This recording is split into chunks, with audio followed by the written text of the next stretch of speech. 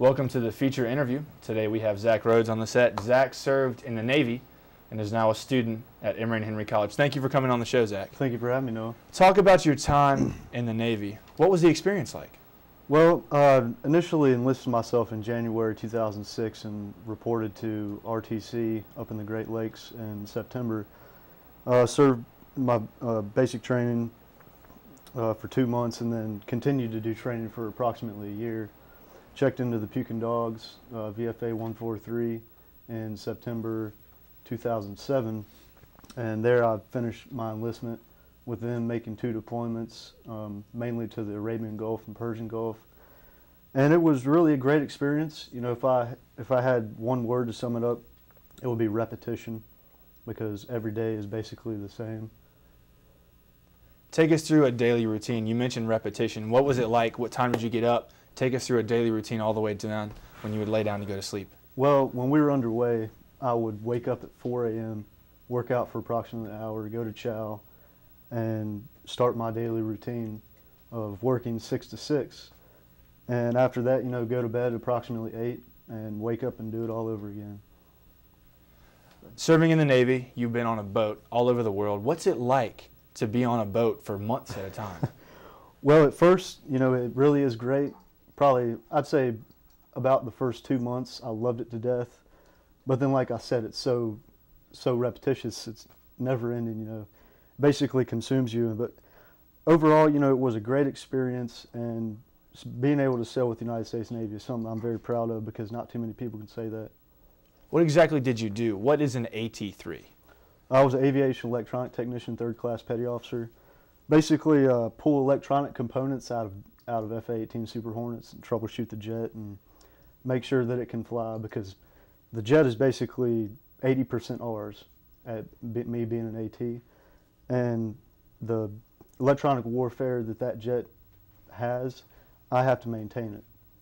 So but I also was very fortunate because I was able to spend the last deployment that I made painting the jets. So I basically got 2 trades out of the Navy. We're familiar with aircraft carriers. Where were you located on the carrier? Were you on the flight deck? Were you underneath? Where did you spend most of your time? Well, when I was in the AT shop, I was up on the flight deck majority of the time. However, when I was in corrosion control, which is where I painted the jets, I spent the majority of my time down in the hangar bay. But the berthing compartment I was living in was up on the O3 level, right below the flight deck. So every night trying to go to sleep, you know, those jets taking off and landing, it's kind of difficult to do, but, you know, kind of get used to it after a while. Kind of like the train here on campus, just a lot louder and a lot closer. Yeah, so this train really has no effect on me because I'm so used to it. Right. Why did you choose the Navy? Talk about the process of you transitioning into the military.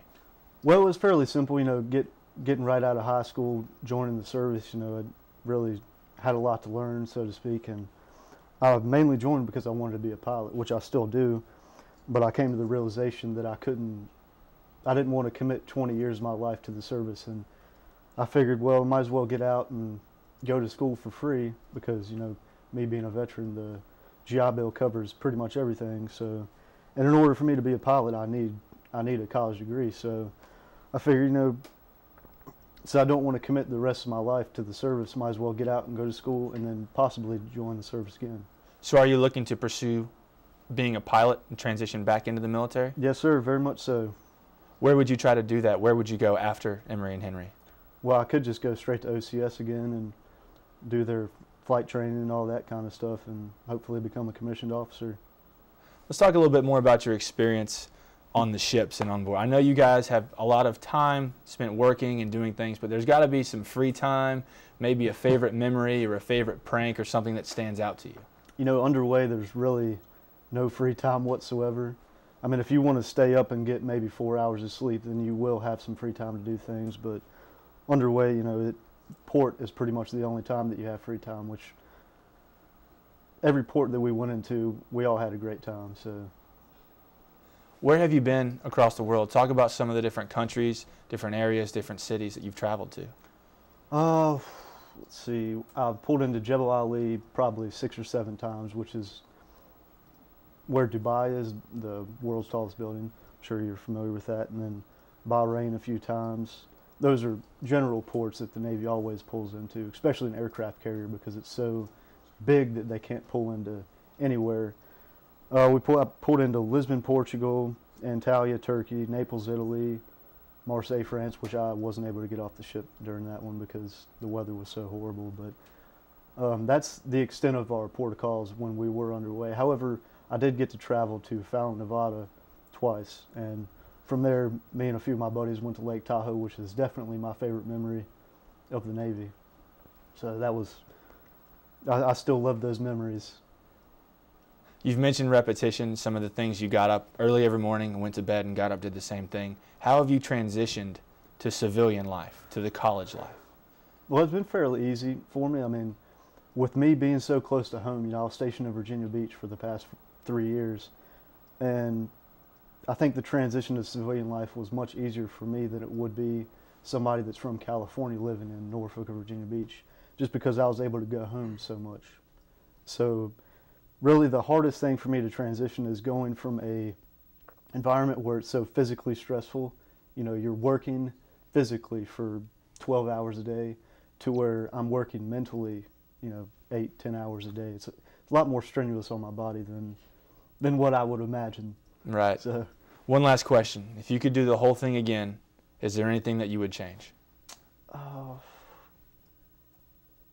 No, there's actually nothing that I would change. I had a great time. I had some bad times as well, but overall it was a great experience, and I'm very proud of myself for doing it. We're glad to have you on the show. We're glad for your service. We do appreciate your time protecting our country. Well, thank you. All right, we are going to throw things to the rant. We have Allison Asbell talking about some choice attire from women and where they choose to display that.